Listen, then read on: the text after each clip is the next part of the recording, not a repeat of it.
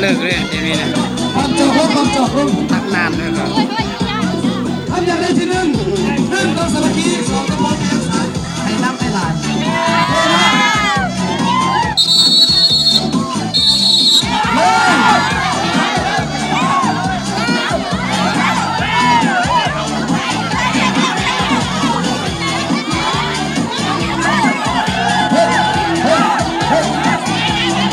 ี่หนึ่งจะเป็นใครสามัคคีชนเผ่าคณิตศาสตร์มาเบิดเป็นใจของขนาดเอ้าชื่อหัวถึงคิวสอบกันมาเป็นยังคือธรรมศาสตร์ในงานอยู่เลย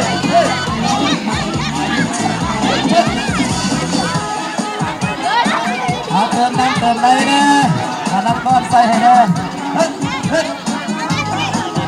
สาวแพ้สิวะสิเป็นหัวได้เราตั้งแต่ไม่หลานเล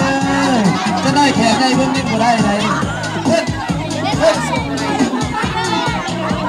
เวลาผ่านไปได้1 นาที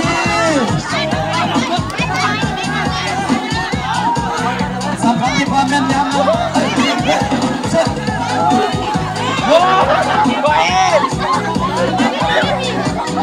ติมน้ำ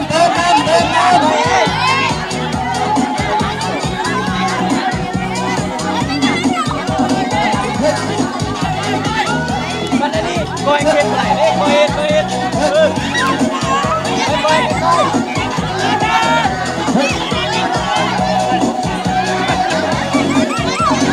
นิสาสูโบ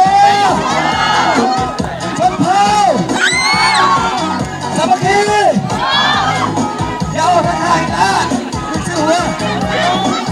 เล่าหลายเพื่อนนะ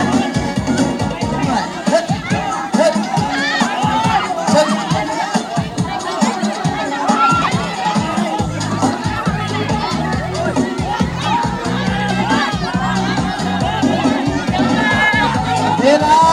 ไปแล้ว2 นาที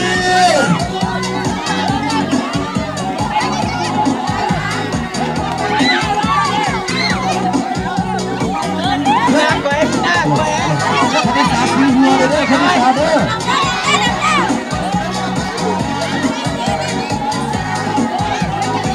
คณิตศาสตร์มีเทคนิคนะคณิตศาสตร์มีเทคนิคอย่าลองสิเฮ้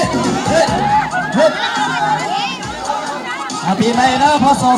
2561อยู่ดีมีแห่งทุกคน